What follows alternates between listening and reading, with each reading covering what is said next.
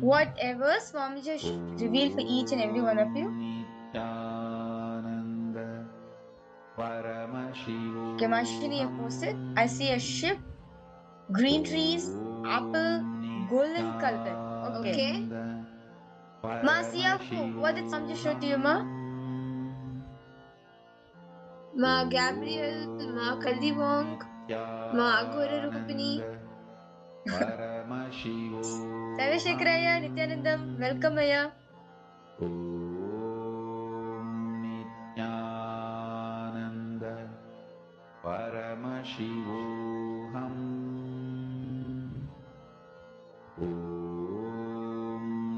Nithyananda Paramashivoham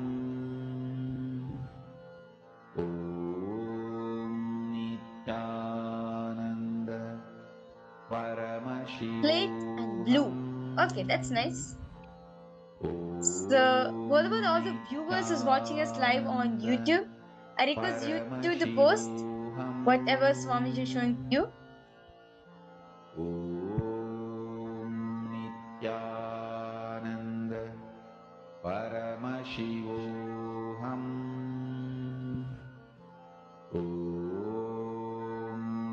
Nithyananda Paramashivoham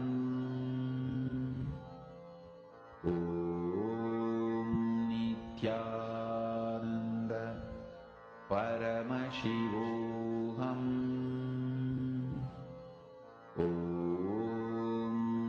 Nithyananda Paramashivoham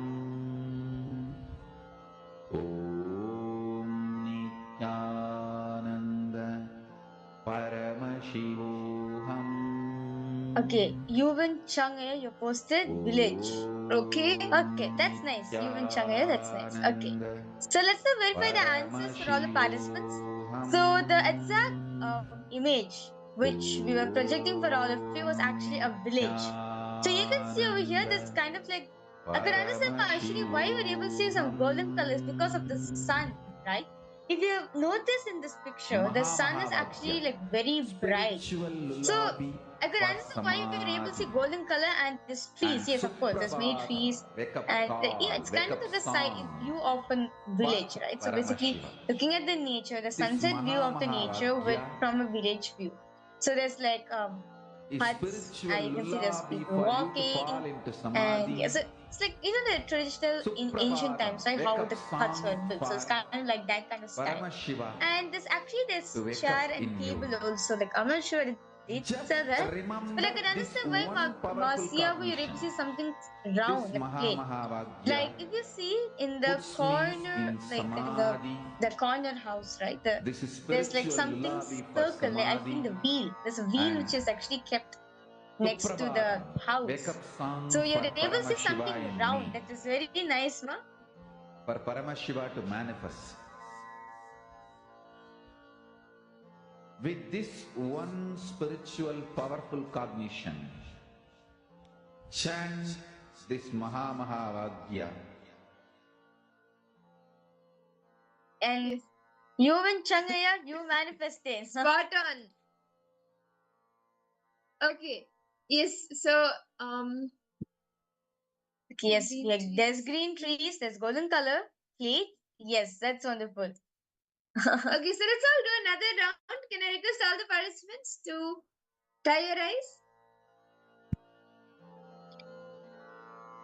Let's do one more round of this power. Spiritual lullaby for samadhi.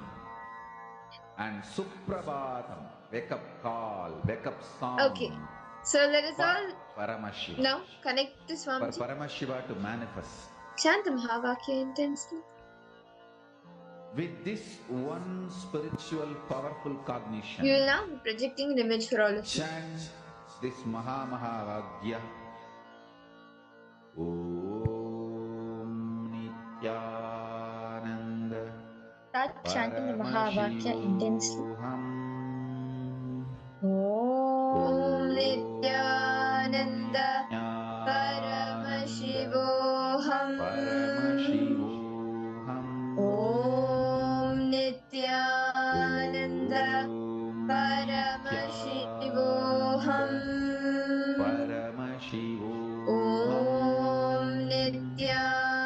Paramashivoham Paramashivoham Om Nithyananda Paramashivoham Om Nithyananda Paramashivoham Om Nithyananda Paramashivoham Om Nithyananda Paramashivoham Om Nithyananda Paramashivoham Om Nithyananda Paramashivoham Om Nithyananda Paramashivoham Om Nithyananda Paramashivoham Om Nithyananda Paramashivoham Om Nithyananda Paramashivoham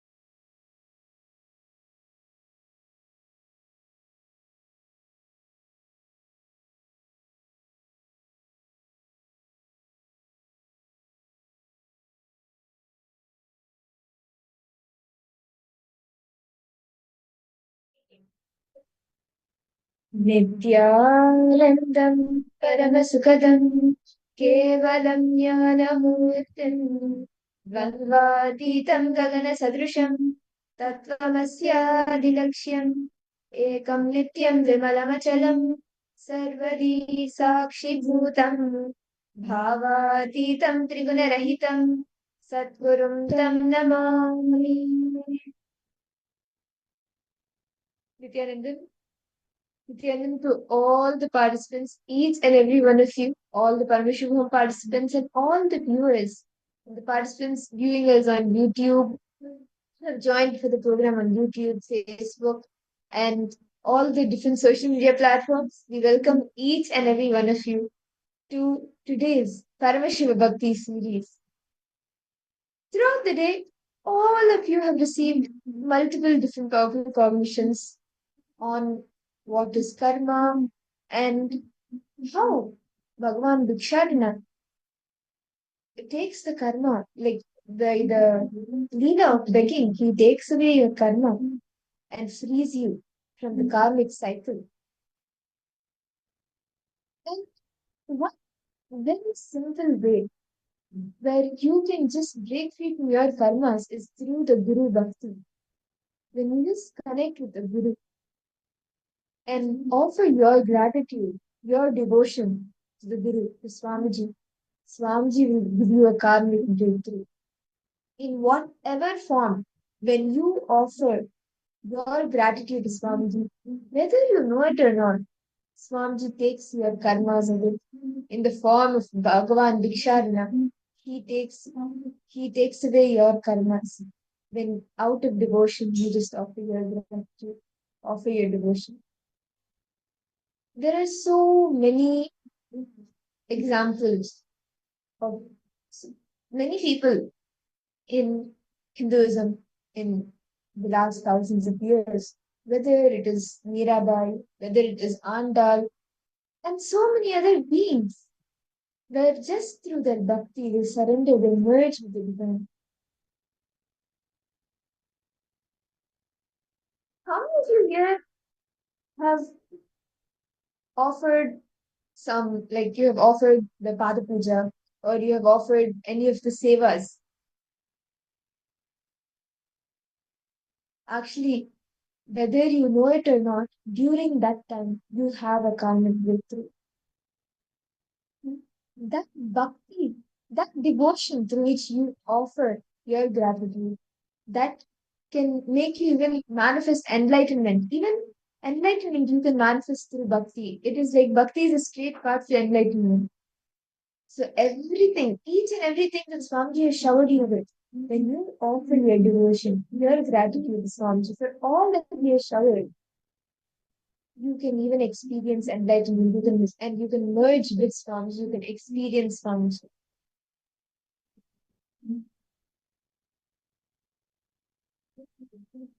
So all the participants can actually post if you have any questions. Throughout the day, we all learn different aspects on karma, what is all of that, what is karma.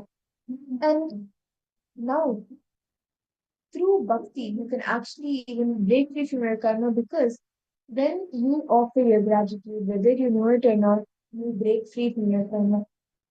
And it is, as we shared earlier, it is a straight path to enlightenment. Can I request all the participants, if you have any questions, you can post.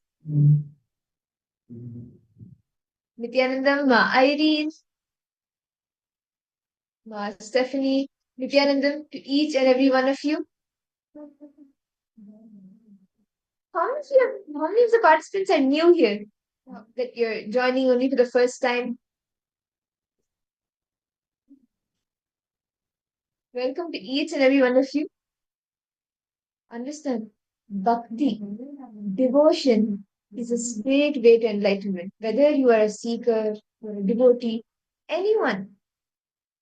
But when you cherish, nourish that bhakti, that devotion to the Guru, to Swamiji, you can even experience enlightenment.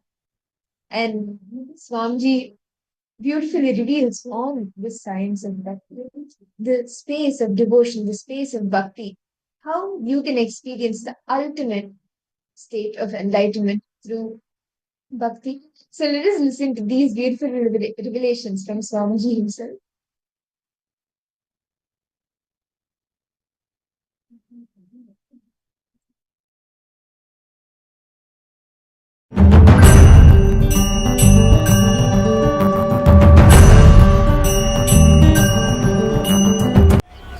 Vatsayana says, ask anything, I'll teach.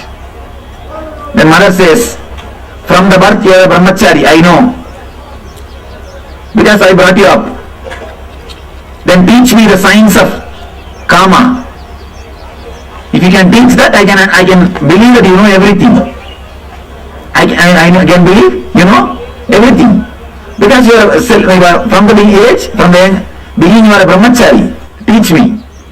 Then he starts teaching the whole science. There comes the book, Kama Sutra. It is taught to the mother. So when a real mother happens, you will experience the dimension of beloved in her. When a real beloved happens, you will experience the dimension of mother in her. That is where Uma says, that is why Uma says, we are not competing with each other, we are complementing each other. We are complementing each other. In the deep roots, the roots of enlightenment, in the, the deepest layers of your beings, only when you reach to that level, these secrets will be revealed to you as an experience. But we neither reach the peak depth of motherhood nor reach the depth of womanhood. That is the reason we feel both are contradicting each other. Understand one thing, on the planet Earth there can be no such thing called contradiction. There is nothing called contradiction. If you feel that there is something contradicting, means you don't know the missing link, that's all. You have not gone to that depth to understand, to catch the missing link. Otherwise, there is nothing which contradicts on the planet Earth. The whole existence is complementing each other. It can never contradict each other. There is no contradiction on the planet Earth. These are all ultimate rules. Understand? There is no contradiction in the planet Earth. Whatever you think as contradiction, be very clear, you have not gone to the depth to realize the missing link, to experience the missing link. That's why you think there is something contradiction. There is something contradicting each other. No. On the planet Earth, the whole universe, there is nothing contradicting each other. Everything complements each other. Spiritual life and material life, life and death, whatever you think is contradicting each other, everything complements each other. When you see from superficial level, this peak and this peak contradicts each other. When you go to the depth, both of them complement each other. When you understand, when you catch the missing link, you will understand they complement each other. They are deeply connected. From a superficial level, they are competing with each other. Each one is trying to be taller than other.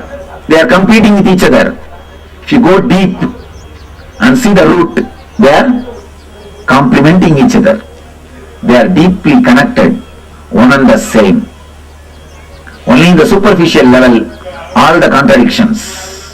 If you go deep, you will understand both are just same. They are not two different things. Go to the depth, you will understand they are the same root. They are one and the same. They are not two different things.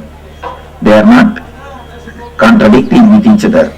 The more you grow superficially, more you will find contradictions. Why to bother about the contradiction of peak and peak? The contradiction between tree and tree.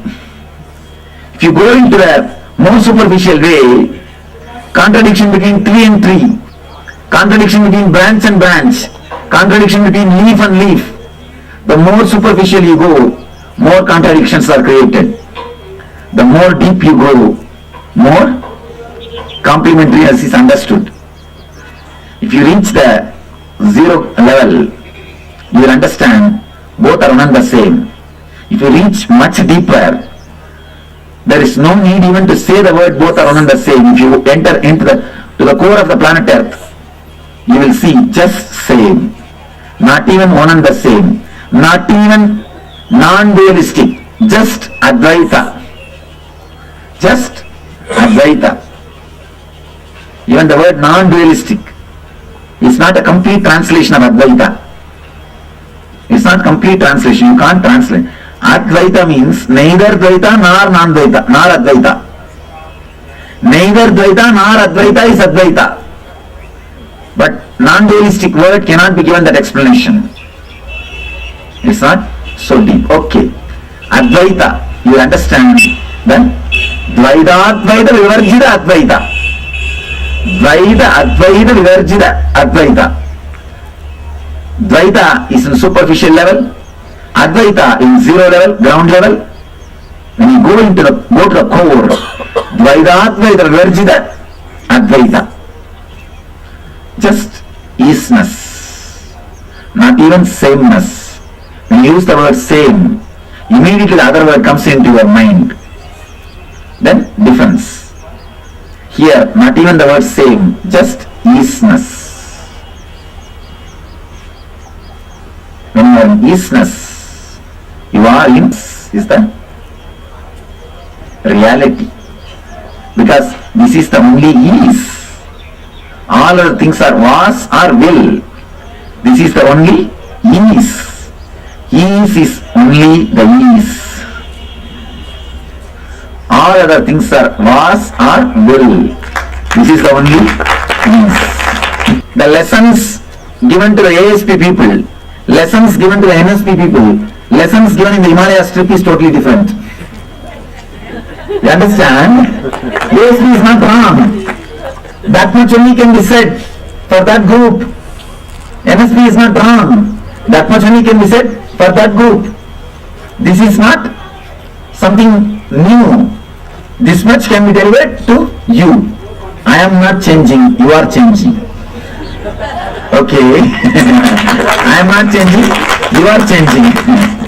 So, according to your changes, teaching changes. In the bridge, one end is there. It is eternal, Nithya. The other end is moving. So, according to the other end, new bridges are built. When the other end changes, new bridges are built. When the distance is too much, then we make the bridge called ASP, small. Because when the length is too much, we have to make it small. When the distance is little less, then we make 4-lane, NSP, 4 days program. When the distance is almost less than half a mile, then we make a big, clear bridge. ASP is hanging bridge, NSP is few pillars bridge, and the Himalayas is straight road. We just fill the whole area and make a road, so that complete traffic can be opened. So, when according to the maturity of the person, Visishta Advaita, Dvaita, then Advaita, then Advaita, Dvaita, Vivarjita, Advaita. Dvaita, Advaita, Vivarjita, Advaita.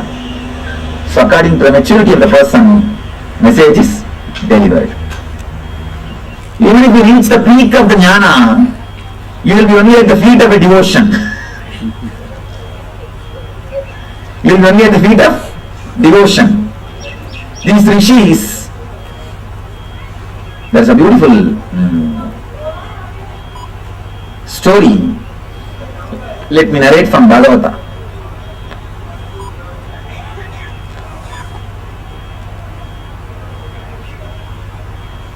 all these great rishis,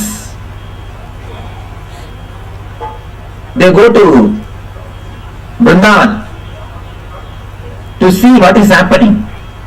What is happening? This young fellow has gone there and so much of noise and singing and dancing is going on from that forest. What is happening? So much of noise is created just from that forest. Let's go and see what's going on there. When all these rishis came down, they wanted to see these gopis. The gopikas did not even care for them. Did not even wanted to bow down. Then these rishis are asking, demanding. They are asking on gopis, don't you know we are rishis, we have come down, you are not respecting us? Gopis, the gopikas, they say, what you guys are doing? Rishis means what? What do you do usually? No, we sit and meditate 24 hours on the feet of the Lord. Continuously meditate towards God. We sit and meditate at His feet. We meditate continuously His feet. We try to establish Him in our heart. Gopis just laugh. Is it so? Come, we are playing with Him. We'll show you. For years together, you do tapasya just to hold His feet in your heart. Meditating with so much of jnana, vairagya, nitya vastu viveka, all possible practices. In the end, what are you guys achieving? Trying to have the darshan of His feet. Come, we will show you the full form with which we are playing. With which we are playing. So understand, even the peak of the knowledge is beginning of bhakti. Even the head of the knowledge should be at the feet of the devotion. Just to prove that only, they say the whole Ganga is from the feet of Vishnu. Means, don't think that Vishnu and Shiva are two different things in this place. Here, the Vishnu and Shiva are not two different things. It's a two different expressions to emphasize the importance of bhakti. One more story you should understand. Suddenly in one day in Vaikunta, Vishnu says, I have a terrible headache. Have terrible headache, migraine.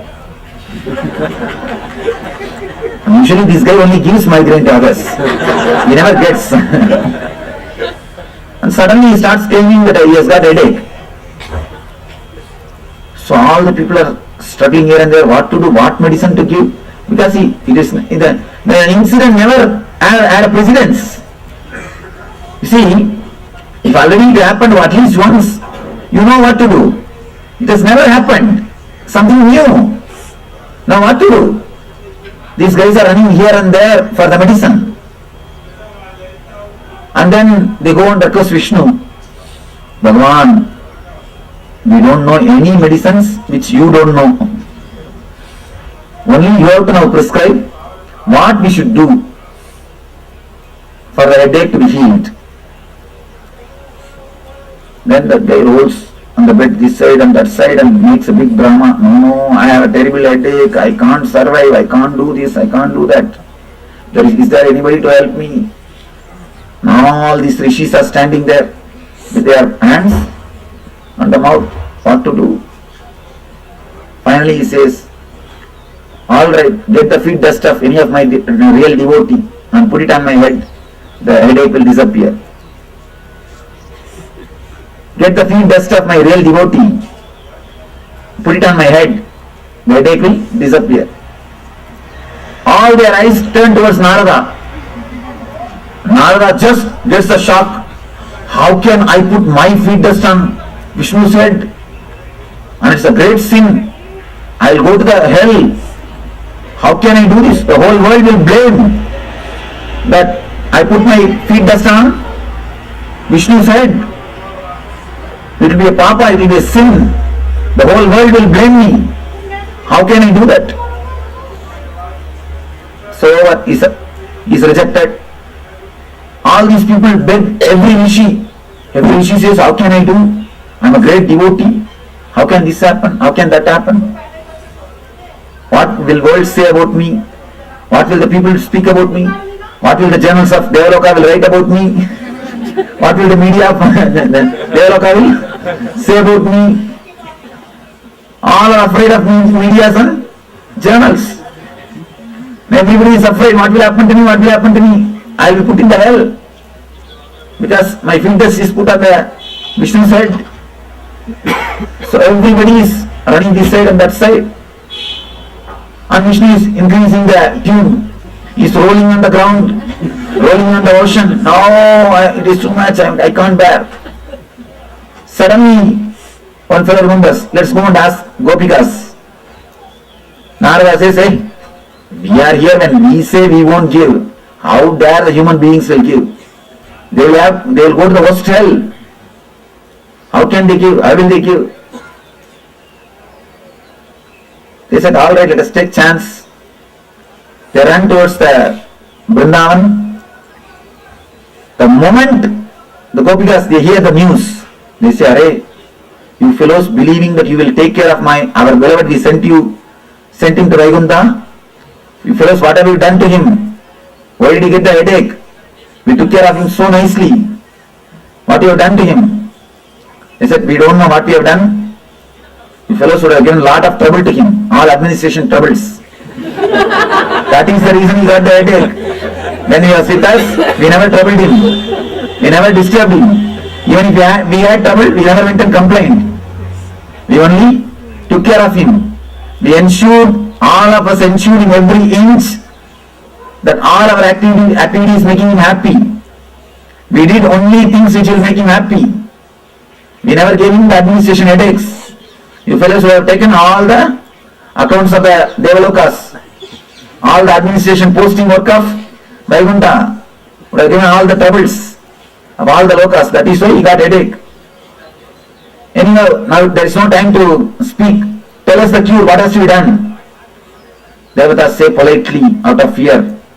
He says, if the feet dust of the devotee is applied on his head, the headache may disappear, but nobody is ready to give. Gopikas said, fools, that is what you idiots will do. We know you guys are only around him for the sake of hell or heaven, not for the sake of him. Immediately the one gopi just spreads his upper cloth. All the gopis jump on it. We don't know who is great devotee amongst us. Let all of us jump on it. Take the feet dust and apply on it. Apply on his forehead. There will be someone amongst us, a great devotee. His headache will be removed. There will be someone, at least someone. We don't know who is the devotee. We have no time to check all those things. Let's all jump. Take this feet dust. The Narada says, hey, don't you know you will go to the seventh hell? Fool, who wants you to live in the place where you guys live? Let you people live in the heaven. We don't want to be there. You guys are here after listening the news that our beloved is having headache. Still you fellows are coming and doing logical analysis. Whether you will go to hell or heaven. If you idiots are going to be in heaven, we don't want to stay in that place. Still you fellows are doing logical analysis. What will the media say about me? What will the Vaikuntha speak about me? What will which type of hell I will have? What punishment I will be given? Still you fools are talking. Even after knowing the solution, even after knowing the medicine. Enough, now stop talking, take this first. Finish. Then come back, we will talk later on. They bag the whole feet dust of the gopis and it is taken to the Vaikuntha. And the story says, still now he carries it on his head. Still now he carries it on his head. That is why the mantra of all the temples, all the temple pujas, it will start with the mantra of feet. They say the feet dust of the devotee will liberate anybody because it has liberated Bhagavan himself. That is why every temple, the first puja will be done only to the feet dust of devotee. If you see before entering into the temple, that the first step, on the first step, two persons will be lying down, lying pose. That two persons are the devotees who wants all the devotees' feet to touch on their head. The king who builds the temple, he engraves, he puts his statue at the entrance so that all the devotees' feet will be touching them and blessing them. So first puja will be done only to that feet dust. In any temple, if you go, the first thing they will wash that feet dust of all the devotees, and the puja will be done to the feet dust of devotees, only then to the God. So they say the Vishnu's Mukuta, Vishnu's Krita is the feet dust of Radhas, is the Gopikas. It is the feet dust of Gopikas, is the Vishnu's Mukuta. That's why they say do the Vishnu's Mukuta with Vrindavan clay, not with the diamonds and jewels, because he wears the clay of the Vrindavan, not the diamonds and jewels. It is the feet dust of the devotee. It is the devotion that is given so much of importance in our tradition than any knowledge. All the knowledgeable guys, what will they be doing? They will start only doing research. Should I give? Should I give? Should I give? Here is a person. We don't know who is devotee. Let's all jump and send the dust. Let us do what will? He says in Shankara says, Bhaja Govindam, Govindam Bhaja Mudamade, Samprapte Sannihide Kale, Nahi Nahi Rakshati Tukrunj Karani. I can tell one thing for sure, there is nobody who is more intellectual, more sharp than Shankara. Any religious philosophy, leave about religious philosophy, any philosophy on the planet Earth, they can take only two stands, accepting Shankara, rejecting Shankara, but they can't forget Shankara. They can only classify it as a two category, accepting Shankara, rejecting Shankara, that's all.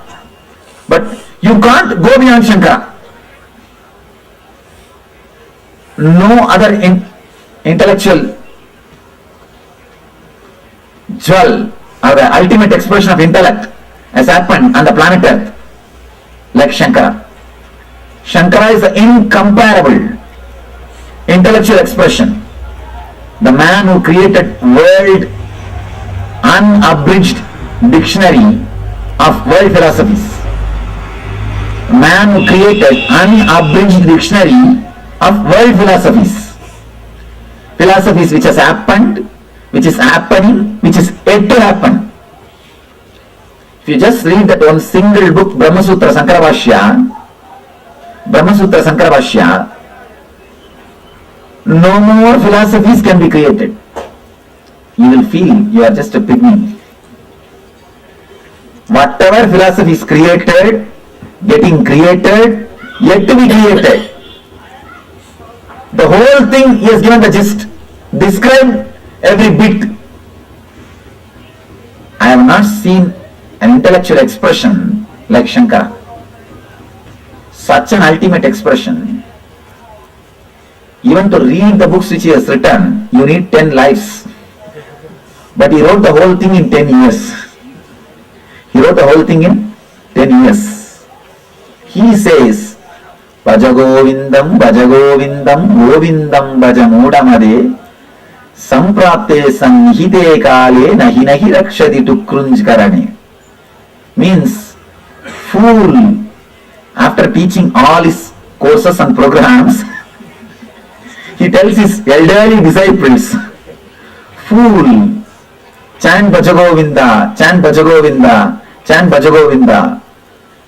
In the end of the life, when the Yama comes, samprapte sannihite kale, when the end comes, nahi nahi na rakshari tukunj karane.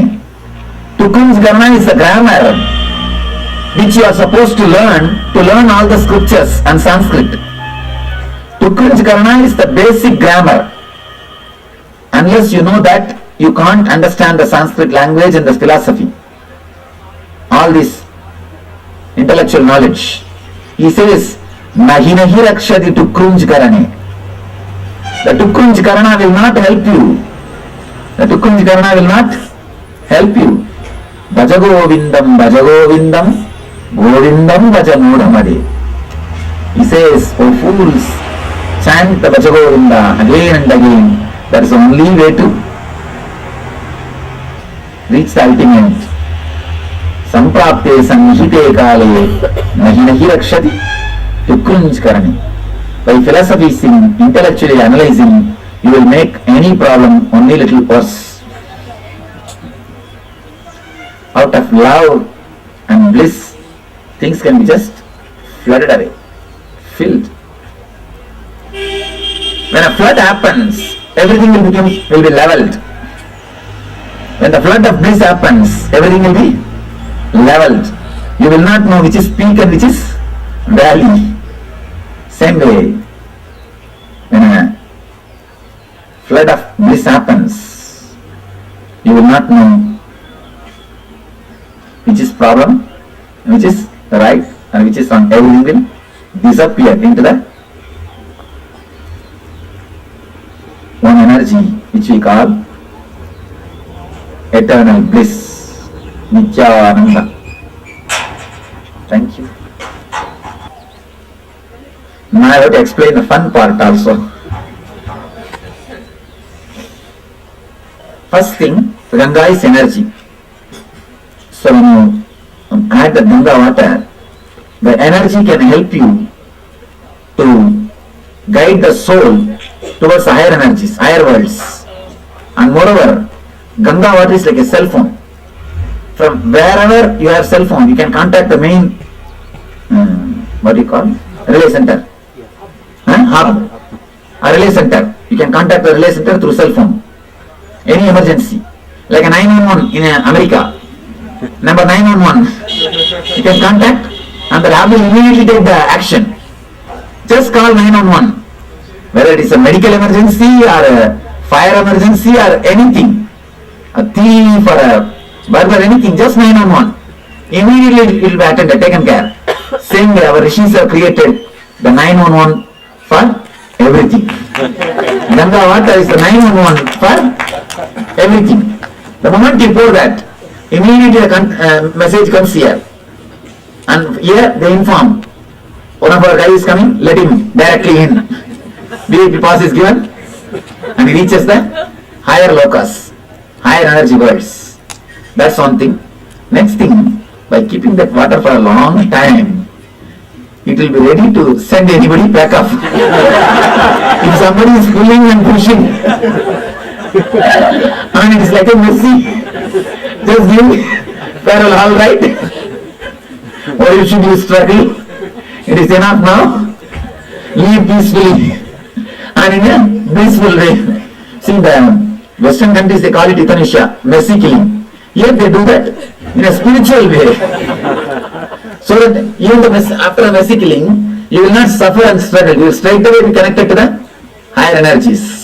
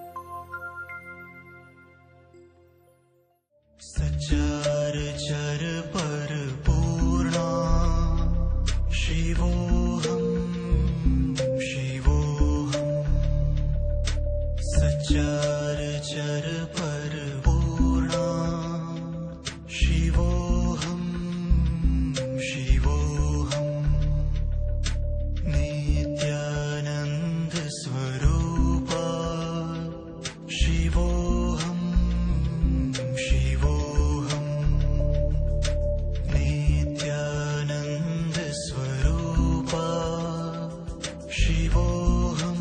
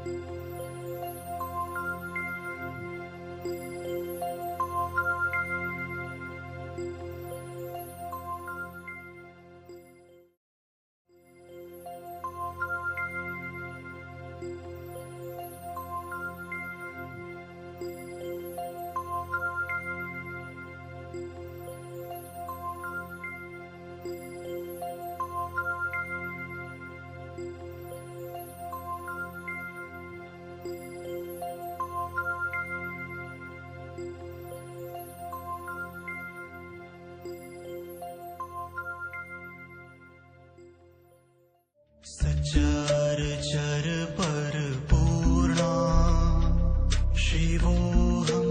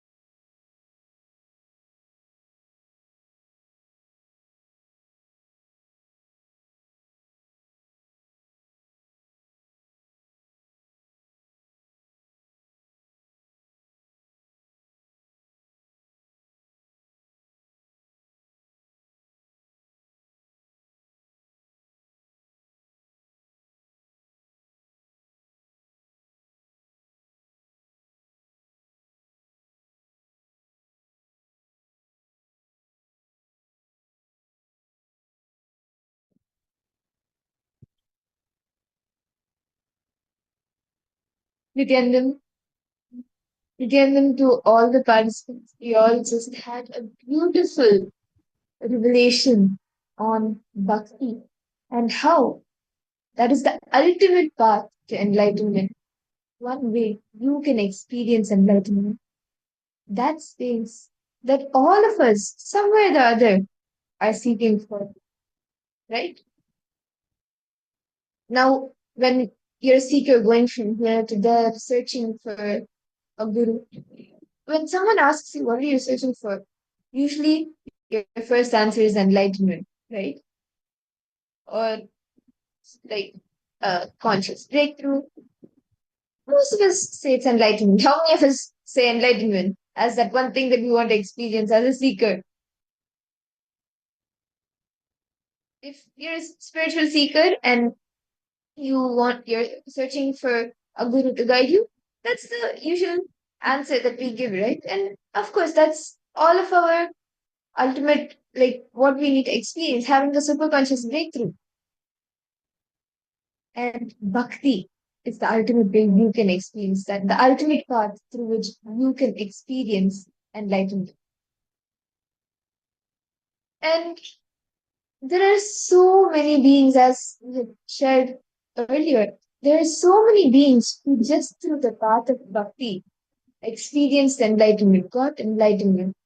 Whether it is all the different Shiva devotees or the Vishnu devotees, Vishnu bhaktas, all the Nayanmars, the 63 Nayanmars, or even devotees like Akka Mahadevi, Basavanna, the great poets and singers, Purandaradasa, and all of them, just by being in the bhakti, space of bhakti, they got enlightened. They experienced enlightenment. And there are very beautiful stories on Anda, like actual incidents. These are not just stories. Understand? History is one thing, but Puranas are the actual happening as it happened at the Puranas. And in the Puranas, there are various stories recorded. All of these incidents are recorded in the Puranas, like Mirabai, Andal, the story how just through their devotion to Lord Krishna, to Bhagavan Krishna, they experienced enlightenment. Or Purandaradasa to Vishnu, how he experienced enlightenment. To Akka Mahadevi, just through her devotion to Mahadeva, Paramashiva, Chandamallikarjuna, she experienced enlightenment. But through Basvana, through his devotion to Paramashiva, he experienced enlightenment. All of these different beings, just through the pure space of devotion, offering their gratitude to Paramashiva, to Bhagavan Vishnu, to their Ishta Devata, they experienced enlightenment. And a little consistency has very beautifully in the Satsang Swamiji right? How deep, right? Devotion can make each and every one of us experience enlightenment itself.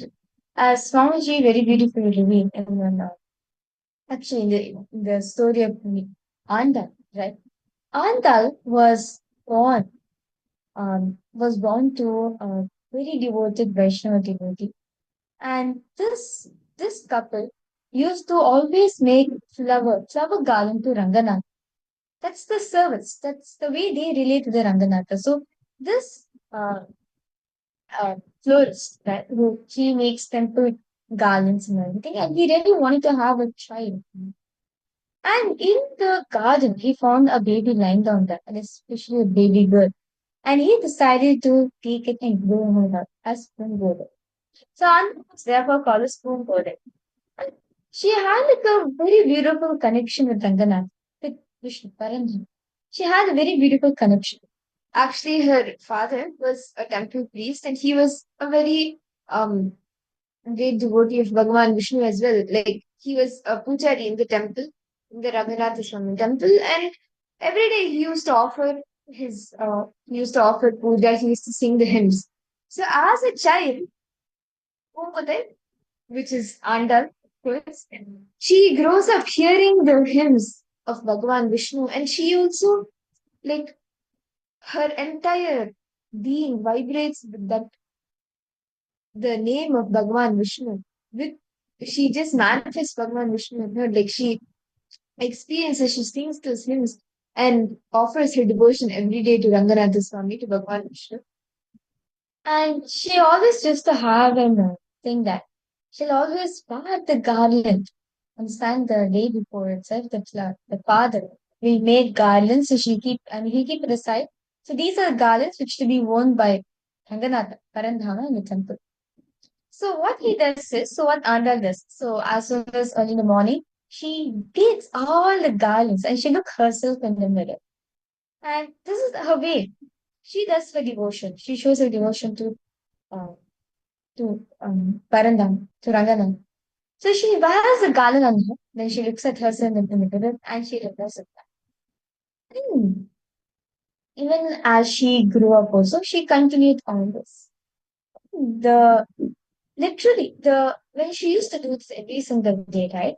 That the flowers will smell even more fresh she used to be. And especially these flowers being worn by Ranganatha. Ranganatha will be so happy, and because of the whole temple was flourishing also. And the flowers also was gained even more scent also because of it, because of the devotion which Pandal had. So what happened was, so one day she wore the garland, and her father saw her and she was like, "What is this? Like, this is the flowers like I like to be worn by Ranganatha." And actually, when they take the garland to the temple, the father he finds a strand of hair in the garland. So he's like, "How did a hair come into this garland? That too a long hair, so it should be a woman's hair only. How did this strand of hair come here?" And he looks into this, and the next day he actually sees that Andal wears the garland. Like he orders another garland, but actually there is a very beautiful thing that happens where if Andal Poobalai does not wear the garland does not stand on Ranganatha Swami. So basically, after finding the strand of hair, after looking into this and looking into the entire situation, the scenario, the father he finds out that Andal is wearing the garland every day, adorning herself, then removing it and keeping it for it to be offered to Ranganatha Swami. He becomes so like angry and furious. Like, how can you wear something that is going to be offered to the deities? See, usually it's a practice that what is offered to the tradition, deities. actually. It's a practice and tradition that what is offered to the deities, the like we don't use it. Whether it is food, the food is newly kept. Different vessels are used, different um plates, cups, everything is completely different for the deities. So the saliva does not come on what the deities have. And even the clothes, everything for the deities is kept separately. What we use, we usually don't put in for the deities. So the father, he was curious, like, how could you wear the garland that was offered to Ranganath Swami, and all these days you have made me commit the sin of putting the garland for Ranganath Swami after you've worn it? And but Andal says this is my devotion, and this is what I'm doing. So, but then he tells no, you cannot do this. And so the next day, what happens? She tells her father, but that I cannot think of anyone else except Vishnu. He is only my beloved. He is only everything for me. I cannot think of anyone else. Actually, even the father was planning for her marriage, and as she had come to that age, so the father had started planning for her marriage and for everything. That father to fulfill his responsibilities towards this grown-up daughter. But Andal was like, "What do you mean that I need to get married? I cannot think of anyone else except Vishnu. My devotion, my everything is only for Bhagavan Vishnu." And like she tells her father that he is not going to get married. And actually, she that is during that time she goes out with her other friends, the Sakhis, and she enriches people. She sings the beautiful Tirupugal, the verses expressing her devotion. She sings the Tirupugal, expressing her devotion to Bhagavan Vishnu and enriching people. It's actually a very beautiful verses in Tamil. on her devotion to Bhagavan Vishnu. And she just goes on singing this and enriching people, more and more people. Just sharing however she feels. She sings to Bhagavan Vishnu, however her feelings. She opens up to Bhagavan Vishnu, offering her devotion. And the time goes, and it is during this time that the father finds out that she's wearing the garland, and he gets angry and says that you cannot do this. The next day, without her wearing the garland, he makes sure that she does not wear the garland, and he takes the garland to the temple to offer to Ranganatha Swami without Andal wearing it. So he takes the garland, he goes to the temple. He tries putting it on Ranganatha Swami after the pujas, after the rituals. He starts putting it on Ranganatha Swami. But the garland is falling, it is not holding. They get another one and offer that one as well. That one also withers away. It avoids standing on the deity. Then, the Andal's father, Pungadai's father, he is wondering, why is this happening? Why is the garland not staying on the deity? And he prays to Bhagavan Vishnu, wondering why this is not happening. Did he make any mistake? During this time, Bhagavan Vishnu manifests and tells him about the greatness of Andal's devotion and that he will accept only the garland for the Andal. After Bhagavan Vishnu tells this to Pungadai's father, Andal's father, he brings Andal, makes her wear the garland, removes it and puts it on Ranganatha Swami. And the garland stays. And this shows that her devotion towards Ranganatha, right? And it was during the time of marriage also. And everything. She was like, the only person whom I can think of in my life is only Parandhama, only Ranganatha herself. And she just decides. She just comes to the temple. She comes dressed up as a bride, and she says that only Ranganatha will be my bride. Only Ranganatha only I'll marry. So she'll dress up herself as a bride, and she goes stands and immediately she merges with Parandhama. She merges with Parandhama. Of course, she experienced enlightenment itself. This is for each and every one of us to understand about bhakti, devotion, devotion to God, devotion to Swamiji, devotion to Paramashiva. Anything in your life just manifests, including enlightenment, including the greatest thing, the ultimate thing, even like enlightenment also. You can manifest, you can experience it just through bhakti alone. And understand the power of Guru Bhakti.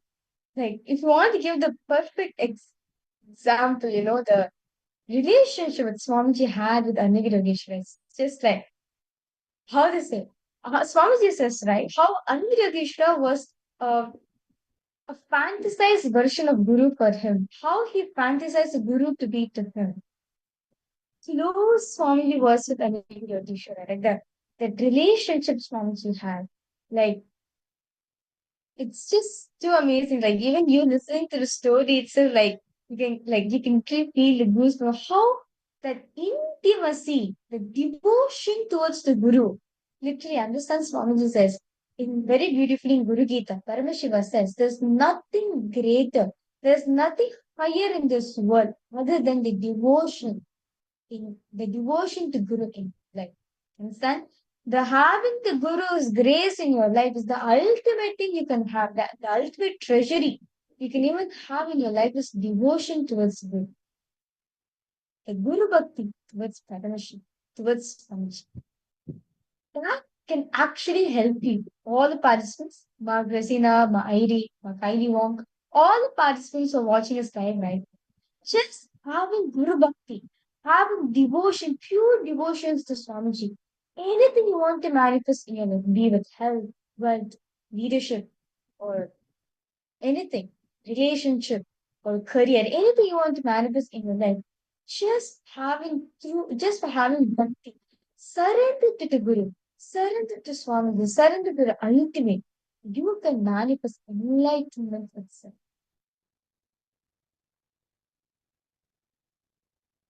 And understand, like, you given one of the examples also, right? Like, the 9 months, right, when Swamiji was with Anigiri Mission, during that whole period, during that whole time, right? What's the last games? It was last once. Swamiji asked Anigiri Mission, take me to your home. And Anigiri is like, okay, once Swamiji asked Anigiri, why don't you come to my home? Anigiri was like, why don't you come to my home? Swamiji is like, this is this opportunity. It's like, come on, you take me to your home right now. Here and now is not being me. Come on, you take me right now. And Anigiri holds Swamiji's hand, and in Tiruvannamalai temple, so, in Tiruvannamalai temple near the Kalyanam Mandapam, that is surrounded area, the Arnigiri Jiva Samadhi is there. So the Arnigiri Jiva Samadhi, Swamiji was used to think that was a cave. Because when Swamiji met Anigiri, when Swamiji asked Anigiri, where can I meet you? When can I meet you again? I want to see you every day, but how can I call you? Anigiri would just point out to this cave and say, you just call it my name 3 times in front of this cave, and immediately it will appear. So, Anigiri held Swamiji's and understand Swamiji says very beautiful. During this time, Swamiji forgets. Like basically, Swamiji will see that this incident might have happened beyond the metaphysical plane, or either the body was taken to that plane and experience, or this whole thing was happened in metaphysical plane. Swamiji was not able to say that very clearly. Very beautifully, Swamiji explains. So, because the moment Swami Anigireshwara pressed Swamiji's hand to enter inside the Jiva Samadhi, right? Immediately Swamiji left body consciousness. Immediately. As soon as Anigireshwara held tightly Swamiji's hand to get inside the cave, Swamiji lost the body consciousness. And when they entered, Swamiji saw huge, literally a huge branch is Swamiji's like very big, very huge branches. Sages was sitting and meditating. And the moment Anigireshwara came, Swamiji realized that Anigireshwara was the guru for all of them. Because as soon as Anigireshwara came, all of them got him and respected. And Anigireshwara was in the main seat under the Kalpavriksha tree. Like Dakshinamurti Swamiji really explains how it was just like Dakshinamurti, Anigireshwara sat under the banyan tree, and all the Kanas and all the other beings just got up. They offered their prayers and sat down. And Swamiji also was there. And all the sadhus, all of them are sannyasis. They asked Anigireshwara, who's this bulk who's not learned in Kavi? Swamiji was like, what do you mean? Just because I'm not wearing Kavi, I'm still a sannyasi. Just because I'm not wearing Kavi does not mean I'm not a sannyasi. I am sannyasi. Anigireshwara asked, then why are you not wearing Kavi? Then Swami said, why you give Kavi to me, Swami? You give Kavi to me. And immediately Anigireshwara signaled one of the sadhus and he came with the Kavi. And immediately when Swamiji saw that the Kavi was being gotten, like Kavi is the orange cloth, the orange robe for sannyasis. Immediately Swamiji threw away all the school dress Swamiji was wearing. Those days, the school dress, school uniform, right? Swamiji was wearing that when this whole thing happened. Immediately Swamiji just removed everything, his whole uniform, just went to Anigireshwara, and Anigireshwara took the dhoti and tied it around Swamiji. He tied it around Swamiji and gave her a nice hug and a blessing. And now the whole group, the whole sannyasi felt complete now. He is also part of the group, and Swamiji sat next to Anigireshwara. And later on, like maybe the initiation has happened, so many things have happened. And time has gone, Anigiri said, come, it's time for us to go back. And immediately Swamiji followed Anigiri. And now, when Anigiri was coming out from the cave, right?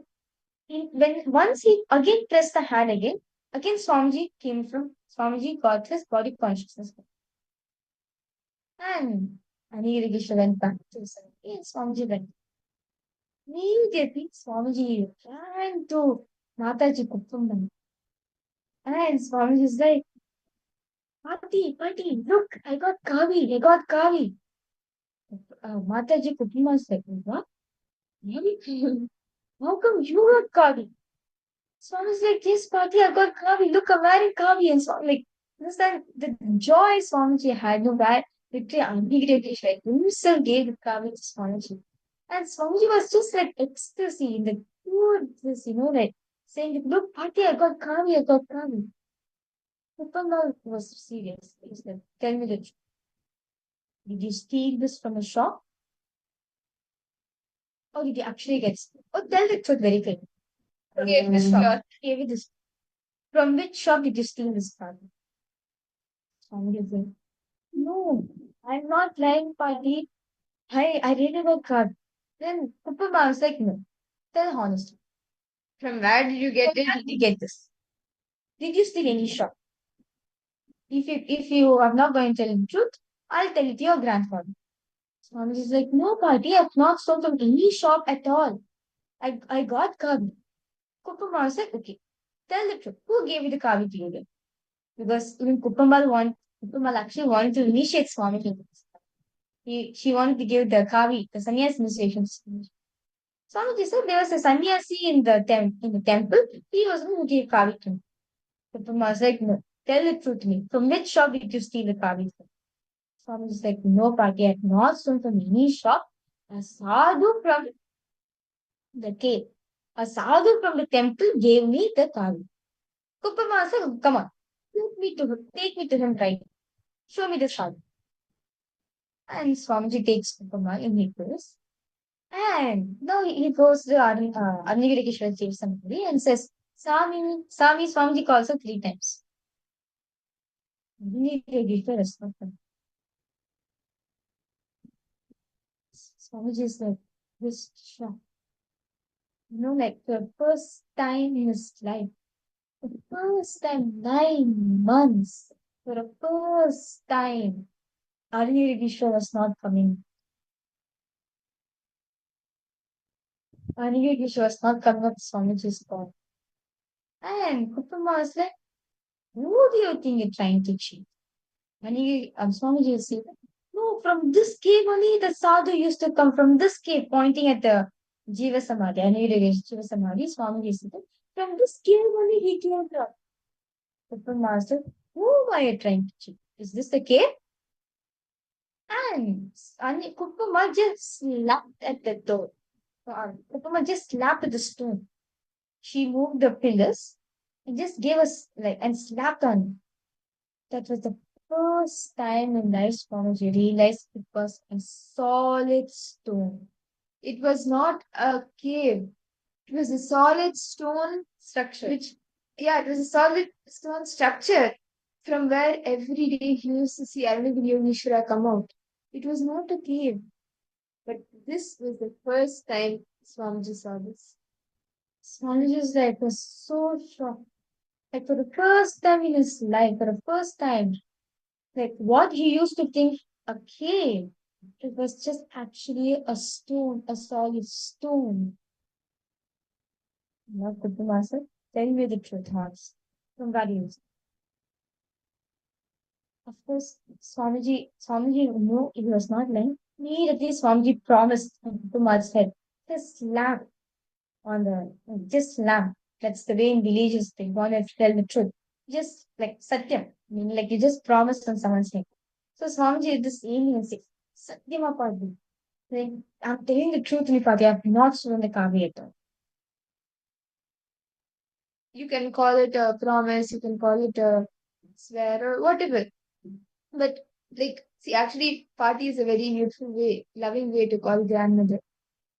And so Swamiji just tells Satyama party, like, really, this is only the truth. He puts his hand on hand and he says, on behalf of myself, on behalf of you, on behalf of Arunachaleshwara, Arunachala. He was the one, he used to come from this cave. He is the one who gave me this kavi. So he is the one who came, he is the one who took me the hand, and he is the one who initiated the kavi to me. That's when Kuppama started listening to Swamiji.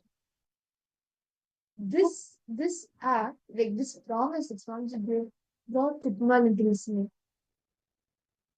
Because Swamiji gave a promise on himself, on her, on Arunachaleshwara, and of course she knows how much Swamiji respects her and the temple deities. So this brought her listening. And Kuppama asked, from where he used to come, that sadhu. Swamiji said, from this cave only he used to come. I used to call Sami 3 times, so he used to come out from this cave. Then Kuppama asked, do you know how he looked? Like a primary in Swamiji was describing him. He had such golden skin, long chatas like Dakshinamurti. He wore a rudraksha and wore a dhoti and one towel on the neck. Bare chest, broad chest, basma all of the body. And he had a white smile. Hearing this, Kuppama asked, from where he used to come? From this cave only. 3 times I used to call him Sami. From this cave only he used to come. Then Kuppama asked, you know his name? Swamiji said, yes, yes, I know his name. He says, his name is Arunagiri Yogeshwar. Kuppama was like, she's like in complete shock. By now she's in tears and she's in complete shock. And she tells Swamiji, like, she's not able to verbalize by this time. She just folds her hand and she mentions how people wait for lifetimes to see, just to catch one glimpse of him. People do so much of tapas, so much of meditation, so much of sacrifice, tapas, penance, just to catch one glimpse of him. And used to see him every single day. Someone said, yes, every day I used to see him. Puma was not even taken at all. She was in just in pure tears and relaxation. Now Swamiji is in dilemma. He's like, one side Kupamal had trusted me and Shivan. No, Aniragishwa is not coming out. That's his main thing. Aniragishwa is not coming out right now. Swamiji called Swami so many times. No response came. Like almost like Swamiji's heart was broken. Swamiji usually like Swamiji says very beautifully. Like a gopika, right? When Krishna was playing the flute, the gopika was listening to the flute. She wants to go and experience. She wants to be part of that. She wants to be with Krishna. But currently at the time, and the mother-in-law and the daughter-in-law will be, and the daughter will be sitting in the staircase and will be combing the hair and removing lice. So she was like, as soon as she ran, she saw both of them sitting. She was not able to go because if she goes out, these two will question her and report to her husband, and that's it. Her husband will come to her and she will not be able to go. But at the same time, she wants to go see Krishna. She wants to go meet Krishna. She wants to be with him. But the mother-in-law was not. She had the mix of joy and pain. Both was mixing in her. She just like, she couldn't do anything. She just surrendered and she became enlightened. And that's the same experience, the same yearning Swamiji had just to see Aniryogisha, just to have that wondrous and state. But still, Aniryogisha was not coming. Swamiji was crying, crying, crying continuously. That itself was in the intense state. After some time, the temple priest came. Sorry, the temple watchman. Usually every day in the night, he'll wash the temple. Right after the deities goes to sleep, he'll wash the whole temple area. So he saw Swamiji and because Samyar Paya, that's like Swamiji used to say that the whole temple, the whole Tirunamal used to call him Swami, right? So he called the temple watchman saw Swamiji and said, "Hey, Samyar Paya, wake up." Like saying Swamiji to wake up, say, "Can you hold the pipe for me? I want to wash the temple." Swamiji used to help and assist also. And because the deities are going to the sleep, and you go have darshan or Karnachalation, then you come and help. And Swamiji went. As soon as Swamiji entered the temple, Swamiji looked up and saw Anigirishra was sitting in the temple. Anigirishra was sitting there on the linga. Anigirishra himself was there.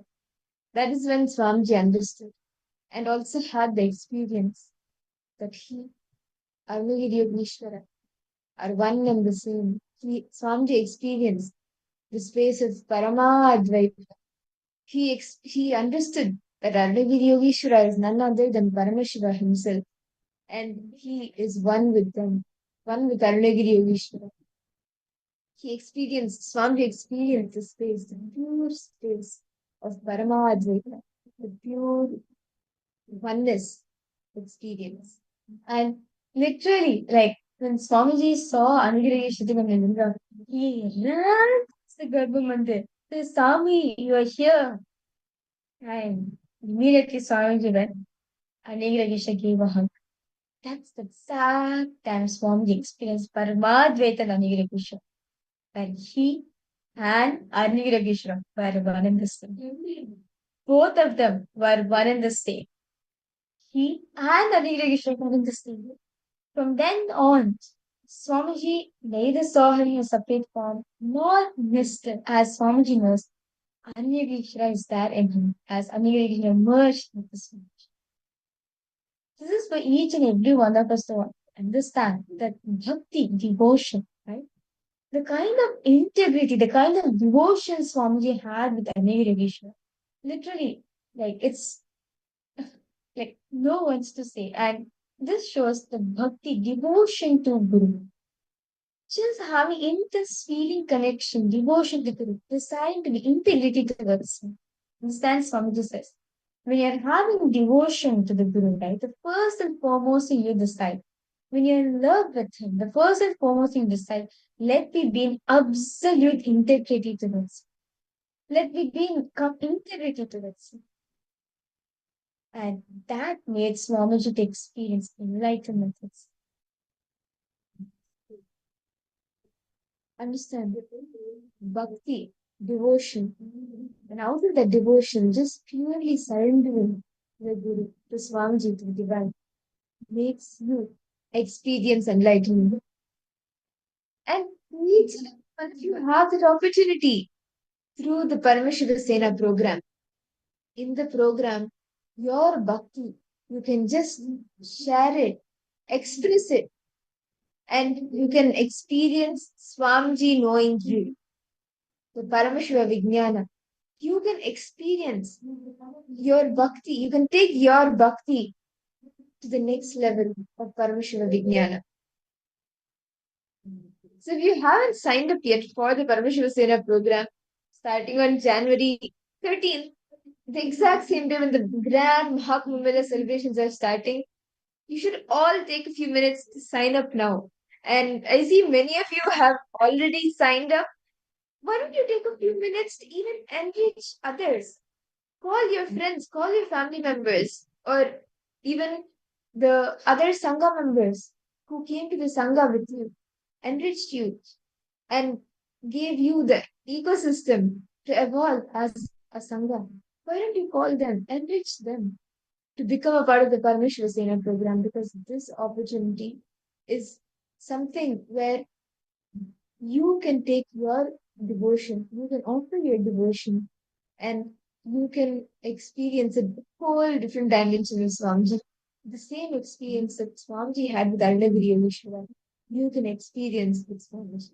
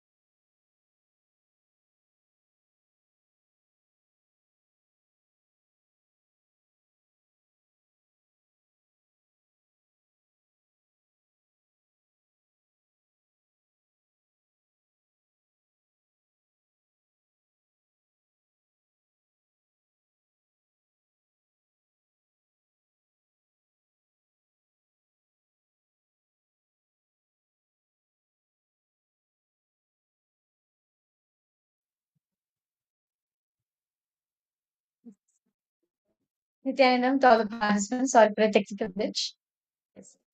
I hope all of you are able to hear us clearly. As you were sharing, the best way you can experience bhakti, the best way you can take your bhakti, the devotion, to the next level, to experience the Paramashiva Vijnana, where Swamiji knows you personally, where he knows you in and out, is through attending the Paramashiva Sena. And understand this program, you may think, okay, it is becoming an ambassador of Kailasa, it is becoming an ambassador of Paramashiva, it is going for enriching and outreach. But understand, this activity of becoming a ambassador of Kailasa, of becoming an ambassador of Paramashiva himself, of Swamiji, is not something that anyone ordinary can be. It's not something that is open to every single person. But if Swamiji has happened in your life, and he is creating that intention in you, even for the intention to be created in you, it is his Leela only. If you are having that intention, understand Swamiji is calling out to you and telling, hey, I sent you for enriching. Where did you go? And when you go on enriching, your own reality gets caused. When you become a founding father, a founding member of Kailasa's Raj Sabha, the ones who go on enriching, sharing Swamiji with the world by manifesting Swamiji through you, being Swamiji's very own extension. And to be Swamiji's very own extension, very own hands, manifesting Swamiji through you. In the program, Swamiji guides you personally, step by step by step. Whether it is how to present yourself when you go to speak to people, or whether it is in how you can do different things through AI, how you can organize through AI, how you can be 100 times more productive, how you should speak to people, how can you represent yourself in Kailasa when you go and speak to people. Every single thing Swamiji guides you. And understand, it is not just Swamiji attending to enlightenment or a super conscious breakthrough. He makes every part a way for you to have a spiritual super conscious breakthrough. How Swamiji has given us different techniques, like if okay, you don't want to do meditation, you want to eat your way to enlightenment. You want to sleep your way to enlightenment. For every single thing, Swamiji makes it so simple. And he is guiding you at every step. Swamiji doesn't just manifest to come to like for questions related to enlightenment or superconscious breakthrough.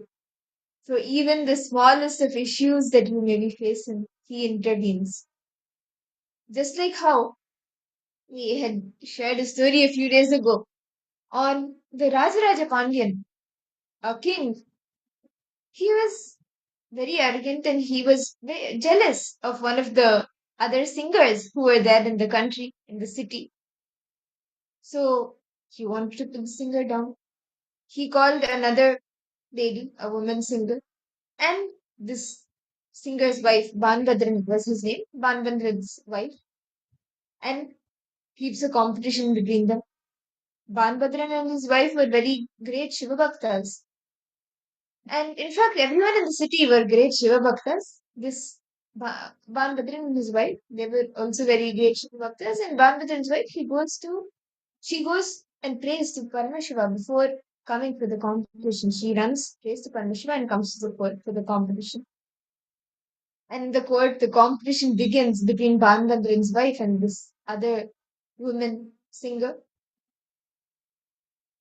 Towards the end, Listening to the singing, everyone knows that Banbadran's wife was the one who sang well. But to satisfy the ego, the king announces the verdict as the winner of the competition being the other woman who he invited for the competition. But knowing that this is the wrong verdict, Banbadran's wife requests that the competition is to be held again in Paramashiva's temple, in the temple of Sundareshwara. The king agrees and they have another competition in the temple. They head to the temple and the same competition is held. Banbadran's wife, the singer's wife, and even this other woman, both of them sing during this time because out of the devotion, Banbadran's wife, she just sings for Paramashiva, offers that song to Paramashiva, and offers a devotion to Paramashiva. For her, Paramashiva lands in the inner space of Rajaraja Pandyan and makes him announce the right verdict and makes him announce that the right winner, the fair winner of the competition is Banbadran's wife. Understand when you have the intention and when you just offer your devotion, Swamiji will manifest things for you. Just how Paramashiva entered Rajaraja Pandyan's wife, so the right verdict is pronounced.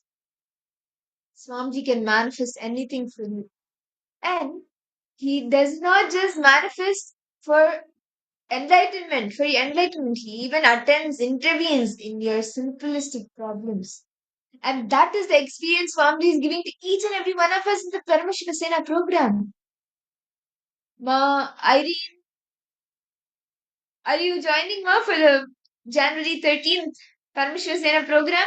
And I see many of you have actually already signed up. Ma Mallika, Ma Yuvan, Nithyanandam, Ma Joy, Nithyanandam, and all the participants even viewing us on YouTube. Understand, when you put your intention, when you say yes, let me manifest Swamiji through me and be an inspiration for all the thousands of people waiting out there to have a superconscious breakthrough. Let me be a spiritual inspiration and way for Swamiji to flow through, a vessel for to flow through, to reach out to each and every one of them. And understand, when you get on ground, when you get on ground enriching people, Swamiji manifests through you, and through that, you can manifest your own reality. In Paramashiva Sena, you are trained on ground for each and everything, and you are guided by Swamiji for every single question that you have. Actually, why is it that do all of us need to attend the Paramashiva Sena program? Like especially for the past few days, all of us have been kind of understanding, and also the program has been happening, right? Many of us will have a question: why do we need to attend the Paramashiva Sena program? First and foremost, you need to understand that you become part of Kailasa's Ratsabha, meaning you become part of the parliamentary system of Kailasa, the Hindu parliamentary system. You'll become a part of it, and which is literally the universal Hindu parliament in the globe, in the planet Earth. And by being part of the Paramashiva Sena program, you will be trained to become a Hindu activist in action. Like literally, you're going to be going on the ground, as Swamiji said, right? Like the literal definition of Paramashiva Sena, it is ready to stick their neck out for Hinduism, going out to each door by door, street by street, person by person, going distributing the books, flyers, enriching them, causing them in their life. You're being trained on ground to become a Hindu activist, and you get directly trained, like literally we get directly trained from Swamiji himself for this. And as the main thing is, you become a ambassador of Kailasa. You become a Kailasa's Ratsabha in your own zonal region, in your local Kailasas also. You will represent the Ratsabha of your local Kailasas too. And like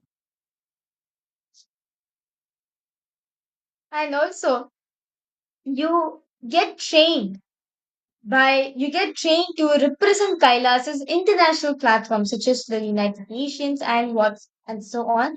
Like you get to represent Kailas, the only Hindu nation in the world. And wherever you are, you'll experience the Salokya Mukti. Meaning, actually, there's four types of muktis. Salokya, Samikya, Sarupya, and Sayujya. So these type of mukti. So basically, Salokya mukti is having the experience where you get the liberation, where you are in the same place with the divine, where in the same place, the same ecosystem, the same place with the master, with Paramashiva. So when you're attending the Paramashiva Sena program, right, you achieve Salokya mukti wherever you are. You will be in that place where Swamiji said. And you also get trained into the Kailasa's administration. You get trained in Kailasa's top-notch AI platforms and software which you have. You get educated about Kailasa nation with the legal rights and Kailasa's sovereignty. Exactly, we understand on ground, like, we understand detailing what Kailasa is, and you'll also take the responsibility, understand, as become attend the Parameshwara Sena program. You will take the responsibility of the collective integrity of your Sangha, as um, very beautifully in Swamiji said in Satsang that it is the collective integrity which keeps the ship afloat, which keeps the ship floating, right? So the collective entity of the Sangha is a collectiveness, not individual, no. It's a Sangha, it's one ecosystem, it's one. So by part of Ratsababa, Paramashiva Sena program, you will be trained and you'll be taking the responsibility for the collective integrity of the Sangha. And not just that, you will become the source of energy, inspiration, love, compassion to one and all, to anyone, whomever you're meeting. You literally be the source of inspiration for all of them. Be with love, compassion, energy, anything. You will be the source of energy for the other person. And you'll awaken by attending the Paramashiva Sena program, right? You're literally awakening Paramashiva Prana in you. You'll awaken Paramashiva Prana in you, as very beautifully Swamiji said, right? What Swamiji is revealing in the Paramashiva, what was Swamiji is revealing in Paramashiva Sena program, you get the experiential understanding about it. You understand it you get that as an experience in your life. See, understand. Apart from all of these thoughts and all the guidance that you get, the on ground training, ultimately, you get to experience a different dimension of Swamiji. The Paramashiva Vijnana space where Swamiji himself knows you. In and out, what pattern you're having, what are you struggling with, how you can resolve that, what is the exact thought current behind that pattern, why is it repeating again and again and again, or externally, what is your background, what is your job, who all are there in your family, what each person is going through, what is your relationship with each person, how is it, how can you fix the relationship with them, every single thing. Swamiji Dixon helps you, guides you. And actually, if you see, right, all the participants who are there in the current batch of Paramashiv Sena have manifested have manifested coming there just as a miracle. Many of them didn't have funds. Many of them didn't have a passport. Many of them didn't have a visa. But all it was, okay, Swamiji has said, Swamiji is invited to the Paramashiv Sena program and Swamiji has said to come. Become a Rajyasabha member of Kailasa, become his own ambassador. What else can you expect?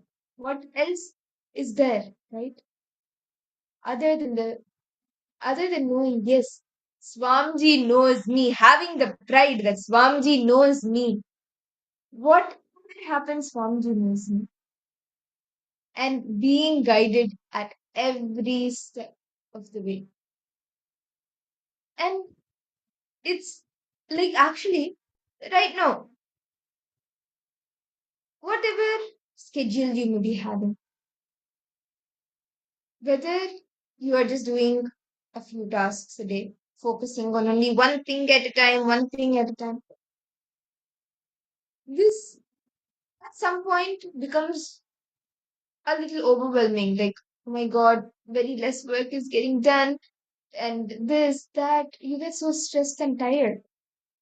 But in the program, with the ongoing training, the excitement, the energy, the inspiration, and that too with Swamiji being there, you can never get tired. You get to experience how, one, you get to experience being guided by Swamiji, and you get to learn how you can multitask. You equip yourself with so many different projects, whether it's AI, whether it's temple, whether it's cooking, whether it is like going and speaking to people, leadership skills, everything. Actually, there were a few participants who, on the first day of the program, they were very hesitant to even come and speak in front of people. But now, not only they come and speak in front of the group, you can maybe to a certain level you can accept, okay, maybe there's a certain comfort level that has been created. So after a few days, they're coming and speaking in front of the group in the temple, in the program. But it's not only that. These few people, the very same people who had resistance to speak in front of people now are not only speaking in front of the participants, but even reaching out to unknown people, getting on ground, and enriching people who are not known, but enriching them by manifesting Swamiji through them. Being Swamiji's very own extension, very own hands, and enriching people. And when Swamiji has opened this opportunity, the best thing you can do is take the jump immediately because Swamiji has opened it up. When Swamiji has opened the opportunity up, you should not wait for anything. Sometimes when the opportunity is there, you miss out, and then later you feel, oh my god, maybe I should have made it. Don't have that feeling. Take the jump now.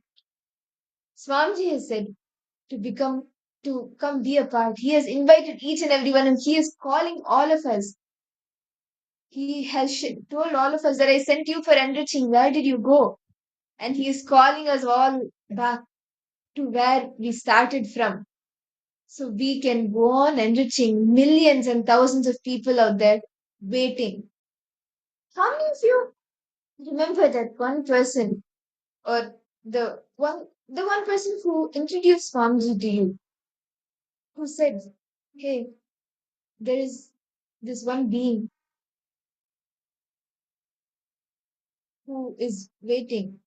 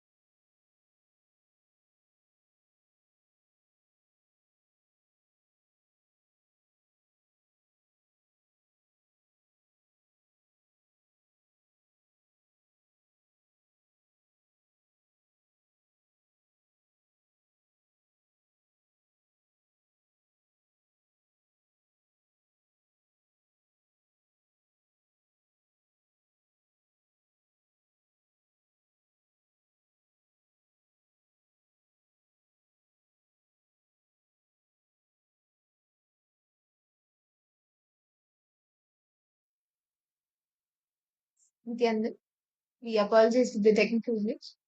Yes. So see, Swamiji is calling each and every one of us that he sent us for enriching. Where did you all go? He says, I sent you for enriching. Where did you go? He has called all of us, invited all of us. Now it is your decision whether you want to come back to where you started from and manifest Swamiji through you as his own extension and be an inspiration for millions out there who is waiting. You may remember the first person who introduced you to Swamiji, enriched you, even if it was through social media. After that, who enriched you further? How did you get to know about Swamiji more and more? You can be that person for a million other people who are waiting out there for his conscious crystal. And through that, you can manifest your own reality. You can cause your own reality. Because that is the science. When you go on enriching, you manifest your own reality, enriching yourself. As by the time you enrich others, by the time you cause another person's reality, you internalize, imbibe those powerful cognitions. And that is also the biology of the guru disciple relationship. And in the Paramashiva Sena program, you experience the physics, the biology, and the chemistry of the guru disciple relationship. You are in the breathing space of the guru. You experience imbibing the powerful cognitions of the guru. And you have the opportunity, you are given the blessing to open up completely to the guru, to Swamiji. And the Paramashiva Sena program, right? Literally, you'll be becoming a very powerful power manifester. You'll be literally playing, you'll be manifesting 460 extraordinary powers, which Paramashiva was elaborately revealed in the Agamas. And not just that alone, you get trained to cause others' reality, thereby you cause your reality also. You'll have the understanding, you'll manifest, you'll cause others' reality, and at the same time, you manifest the reality for yourself also. You get trained to cause others' reality, and not just that also, you'll be a part of this historic initiative, the start of Kumbh Mela in your own city or in your own country. Literally, all the Parameshwar Sena participants, like as the Maha Kumbh Mela is coming up, right? And all of us are preparing for the beautiful happening, advent happening in the planet Earth. And by attending the Parameshwar Sena program, you get trained. You will literally be training on how to answer any questions related to Kailasa and Swamiji, and you'll experience a personal feeling connection with Swamiji. Like your own, understand Swamiji says each person is unique. The way they connect to me, each person is unique by themselves. You will cherish, nurture the feeling connection which you are having with Swamiji. And above all, not only you will know Swamiji, Swamiji will know you personally by your name and your face. Literally. Firstly, Swamiji know you in and out, both your man and unmanifest. Both your Swamiji will know end to end about it. Apart from, you'll also learn the authentic Nithyananda yoga and the Nitya puja, and you literally will experience Kailasa Sangha. You'll get the experience of Kailasa Sangha from all over the world. And you also interact with the Kailasa's Rajasabha, the members of other Kailasa's ecosystems, and you get an opportunity to nominate others as part of Kailasa's Rajasabha. So those are the participants who are attending the Paramashiva Sena program, right? You have an opportunity, they have the opportunity to nominate others also to be part of the Kailasa Rajasabha. And you learn power manifestation to cause your reality and manifest others' reality also.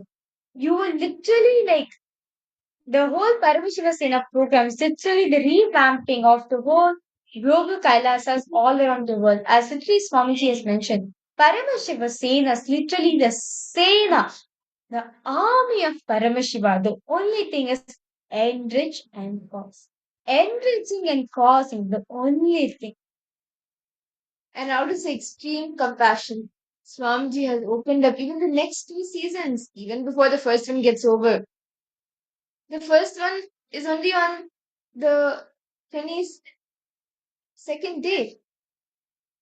But Swamiji has already announced the next 2 seasons, starting on January 13th to February 14th, and February 14th again on the very same date to March 15th, to Shivaratri. Understand, by attending the Paramashiva Sena program, you become a founding member of Kailasa's Raj Sabha, the Paramashiva Sena, the people who go from place to place, enriching, enriching, and enriching. And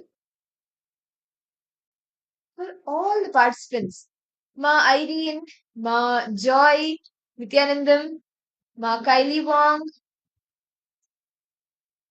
how many of you have signed up already? Yes, Pavanaya, we see that you have signed up.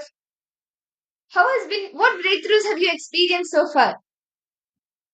And when are you attending in India or in Los Angeles, Aya? Pavanaya?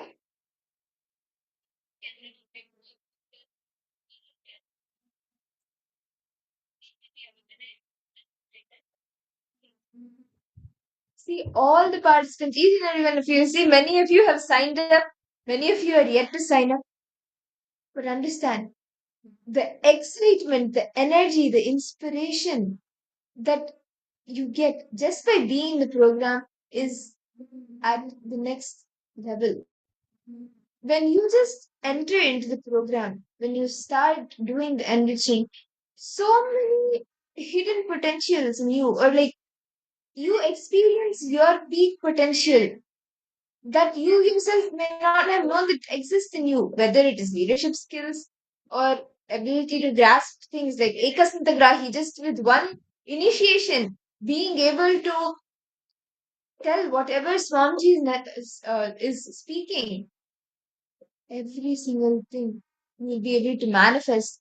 Your entire day will just be so filled with activities and energetic and active life where you're also continuously enriching yourself, continuously learning, and the ambience, the Vatavarana, the ecosystem itself, the Swamiji's very own breathing space.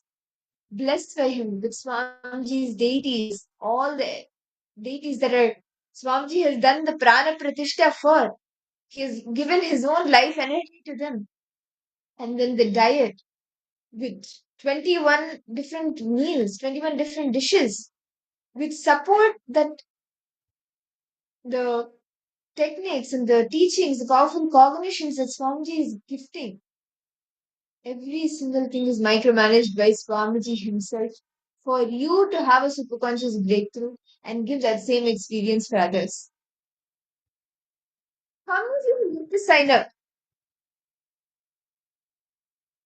If you haven't signed up yet, I request all of the participants, anyone who's interested, you can head to ecitizen.info/PSS and put your intention now, as this will be your first step towards this program.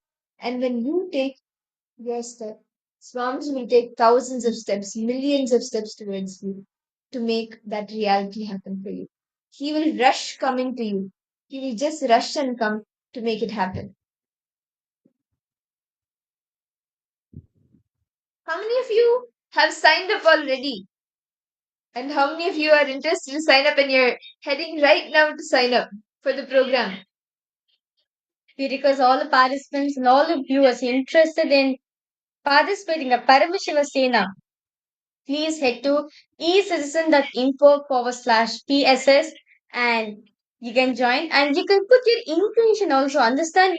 If you just put your intention in the program, if you just put your intention in the program, you will manifest whatever you want in your life. As Swamiji says, if you just have the will, if you just have the intention to manifesting that in your life, your will has the power to manifest anything you want in your life. It's just the willpower you need to have. That's it.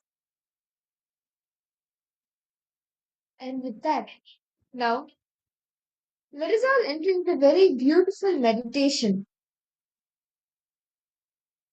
where we will be offering our gratitude to each and every person who has manifested in our life. We all have consciously chosen a life and come down. But in that, many people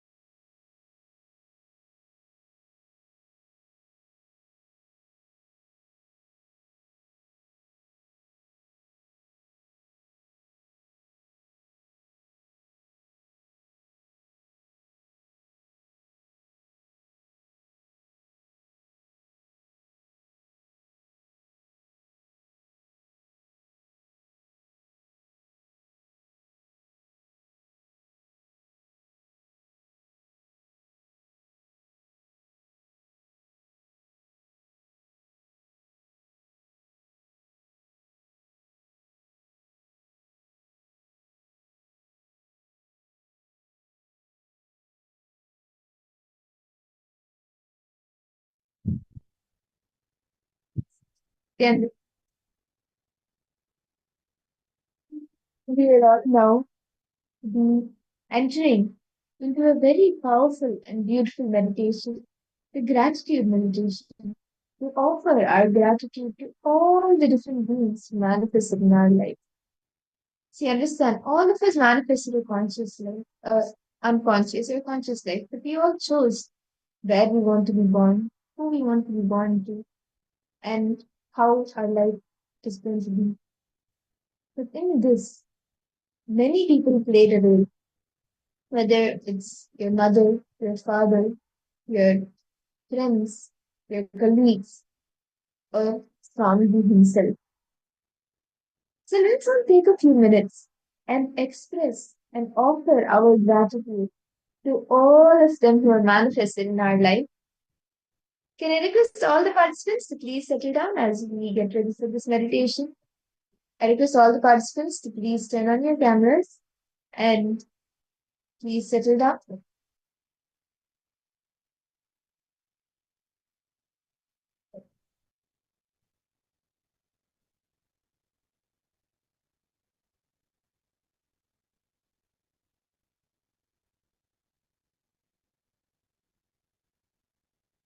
Please close your eyes. Sit straight and close your eyes.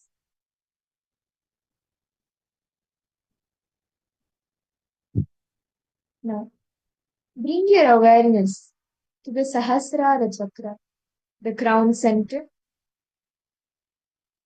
Bring your awareness and forget all the other body parts, your hands, your legs, your fingers, your neck, your face. Forget everything.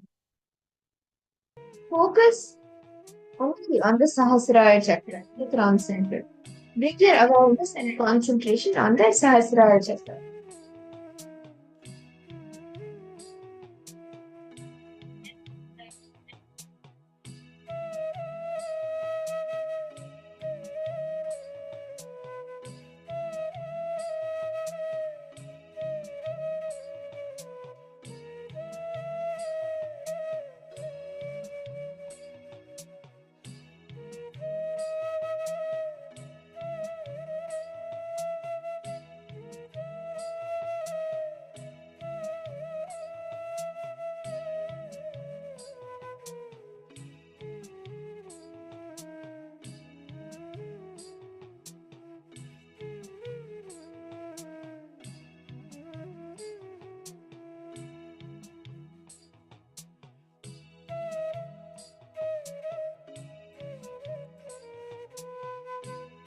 Really bring a smile on your face.